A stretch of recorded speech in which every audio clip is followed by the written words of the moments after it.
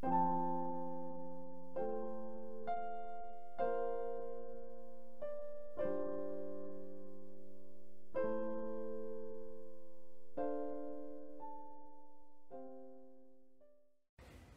함께 찬송가 347장 찬송하시겠습니다.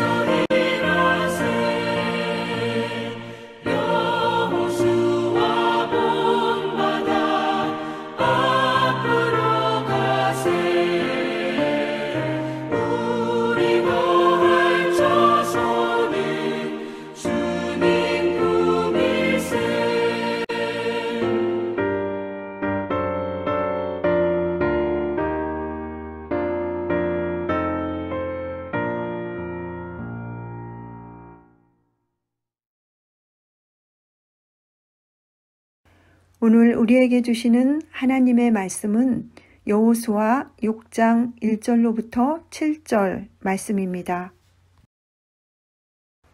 본문 말씀 2절 함께 읽겠습니다. 여호와께서 여호수아에게 이르시되 보라 내가 여리고와 그 왕과 용사들을 네 손에 넘겨주었으니 아멘. 하나님의 말씀입니다. 하나님의 은혜 감사합니다. 문제보다 크신 하나님, 길고 긴 광야 여정을 마치고 가나안에 들어와 난공불락의 여리고성 앞에 선 이스라엘 백성들, 그리고 그동안 누구도 공격할 엄두를 내지 못한 성을 무너뜨리겠다며 구름같이 둘러싼 이스라엘을 마주한 여리고 사람들, 한쪽은 맹렬한 공격을 해야 하고 다른 한쪽은 빈틈없는 수비를 해야 하는 절체절명의 상황입니다. 각각 반드시 해결해야 하는 커다란 문제에 직면했습니다. 여리고성 사람들은 성문을 굳게 닫았고 성 밖으로 나가거나 성 안으로 들어오는 사람이 없었습니다. 그들은 성 안에 머물면서 자신들의 힘으로 어떻게든 여리고 방어 문제를 해결해 보려고 했습니다. 어쩌면 이대로 시간이 계속 흘러 이스라엘 사람들이 도저히 성을 무너뜨릴 수 없다는 결론을 내리고 스스로 포위를 풀고 떠나기를 기다렸는지도 모릅니다. 아니면 여리고가 위협에 처했다는 소문을 들은 누군가가 군대를 이끌고 와서 자신들을 도와주리라 기대했을 것입니다. 하지만 이스라엘 백성은 여리고 정복이라는 문제를 하나님의 능력을 힘입어 해결하고자 했습니다. 그런데 여리고성과 그 왕과 용사들을 주겠다고 약속하신 하나님께서 여호수아를 통해 알려주신 방법은 너무나 예상 밖이었습니다. 차례로 서서 성 주위를 돌고 제사장들이 나팔을 불고 일순간에 함성을 지르면 성이 무너질 것이라는 주님의 말씀은 사람의 생각으로는 납득하기 힘든 방법이었습니다. 하지만 여호수아는 하나님의 말씀을 있는 그대로 백성에게 전했고 이를 철저하게 준비하고 실행했습니다. 문제 해결을 위해 여호수아와 백성은 먼저 여리고를 주겠다고 하신 하나님의 약속을 굳게 믿었습니다. 그리고 말씀 그대로 확실하게 행하며 따랐습니다.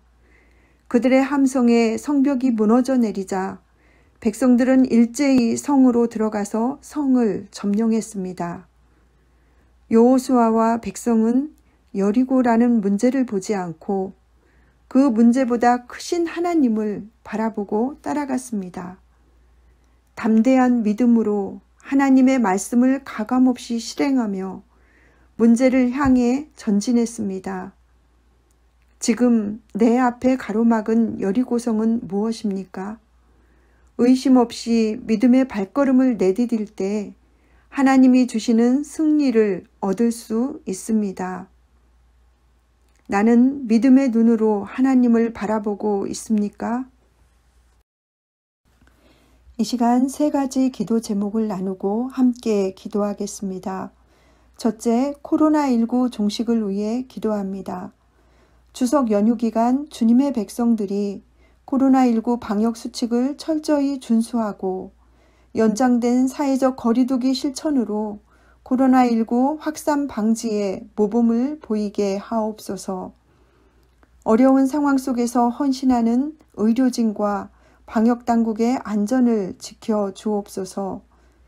둘째, 민족의 평화 통일을 위해 기도합니다. 예기치 않은 일들로 일희일비하지 않게 하시고 한반도를 향한 하나님의 뜻이 온전히 이루어지게 하옵소서. 일련의 일들로 대화와 협력의 기회를 만들고 남북관계를 진전시키는 계기가 되게 하옵소서. 셋째, 해피칸타타 생명플러스 1111을 위해 기도합니다. 명절 연휴를 통하여 가족들에게 복음이 증거되게 하시고 아직 주님을 알지 못하고 영접하지 못한 이들이 주님의 사랑으로 구원받게 하옵소서. 결실의 계절, 새 생명의 뜨거운 심장을 갖게 하시어 더욱 주님의 사랑을 전하는 전도자로 살게 하옵소서. 함께 기도하시고 제가 마친 기도 하겠습니다.